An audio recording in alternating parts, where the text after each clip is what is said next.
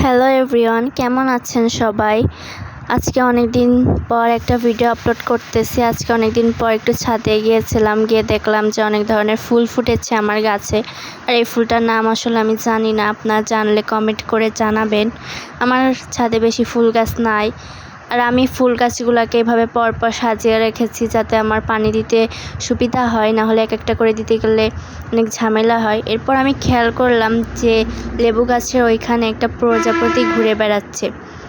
এরপর এই যে এটা হচ্ছে তুলসী গাছ, এটা দিয়ে শরবত বানিয়ে খেলে অনেক বেশি ভালো লাগে।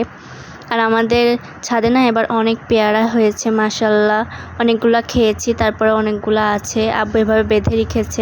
এরপর আমি খেয়াল করলাম যে প্রজাপতি আসলে একটা না, দুইটা প্রজাপতি ওইখানে হয়তো বড় মধু সংগ্রহ করছিল। এরপর আমি একটু বাগানের ভিতরে ঢুকে দেখলাম যে আম্মু নতুন লাউ গাছ লাগিয়েছে।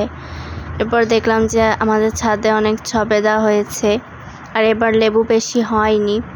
এরপর ওই দিকে চলে গেলাম, দেখলাম যে ডালিম হয়েছে। আগের বছর ডালিমগুলো অনেক ছোট ছোট হয়েছিল, এবার দেখা যাক কেমন হয়, আপনাদের সাথে শেয়ার করব।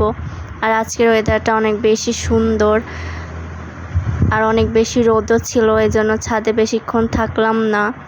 আর এর পরবর্তীতে আরও অনেক ভ্লগ দিব, ততক্ষণ পর্যন্ত সবাই ভালো থাকবেন।